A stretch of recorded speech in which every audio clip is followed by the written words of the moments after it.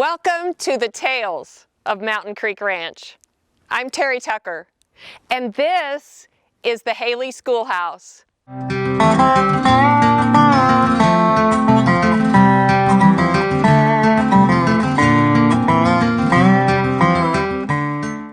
It is nestled here in the middle of Hailey Holler. Now, for those of you from the city, it is spelled hollow, but we call it Hailey Holler. And I can't wait to tell you this story.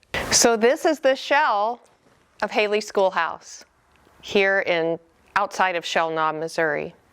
So this building was actually the very first recorded time that this building existed was January 1 of 1903. And you think back to 1903, that whole era, late 1800s into the early 1900s, the one-room schoolhouse was it. It's where all learning happened. In fact, I'm standing here probably where the teacher stood. And the teacher of a one-room schoolhouse taught everything. She taught all of the disciplines: reading, writing, arithmetic, social skills, even etiquette. All happened within this kind of a one-room schoolhouse. So this schoolhouse, Hailey Schoolhouse, is nestled in the heart of Mountain Creek Ranch in Hailey Holler. And it's a figure, it's a reminder of all of the lives that have touched this holler before the Malugin family even purchased this ranch. So this Hailey Schoolhouse is just kind of a symbol of what schoolhouses meant to America so many years ago. If you think about the mid-1800s, one-room schoolhouses flourished. They were big. They were big all over the East Coast. And actually, there were hundreds and hundreds of one-room schoolhouses that children of all ages, all elementary ages, were going to school in those one-room schoolhouses. But you think about the Midwest, and you think about farming communities, and the lack of development, the lack of buildings that were big in those days. So really the children learned at home until the birth of the one-room schoolhouse. So in 1905, the state of Missouri created what was called the compulsory attendance law for students. Kids all the way from 8 to 14 had to be in school for 3/4 of the school term, or they would be considered truant, and they'd get a visit from the state saying, hey, your kids need to be in school. Well, in places like this, there weren't a lot of schools prior to that. This school was built in 1901, but you think about the act that came into place in 1905, what it commanded of farming communities and of rural communities was that the people that lived in those communities were mandated by the state to build a schoolhouse. And in those days, they had a choice. They built it a fundamental box like this one is, and they could make it out of logs, or they could make it out of boards. And if they made it out of boards, it had to be painted white, and that earmarked it as a public school, and any child was welcome.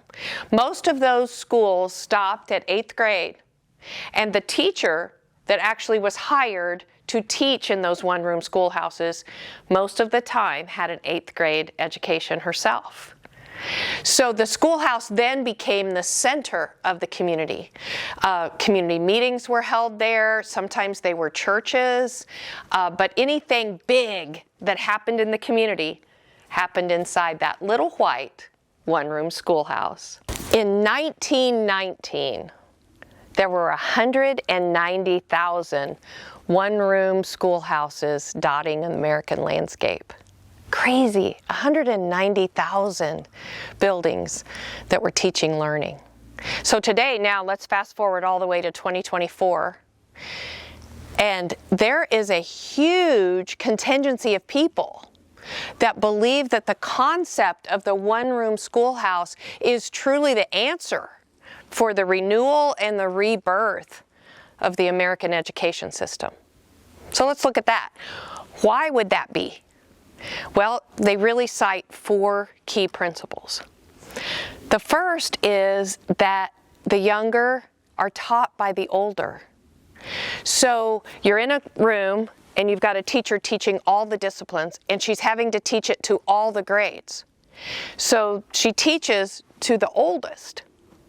The oldest gets it, and then the oldest turns and teaches it to the youngest. Now we know for a fact that when you are learning, and you are learning because you know you have to reteach it, that you're a more engaged and passionate learner.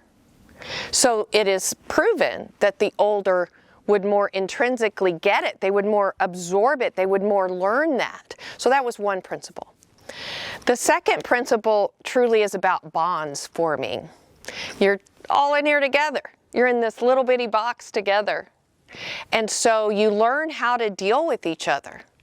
You learn how to make those connections.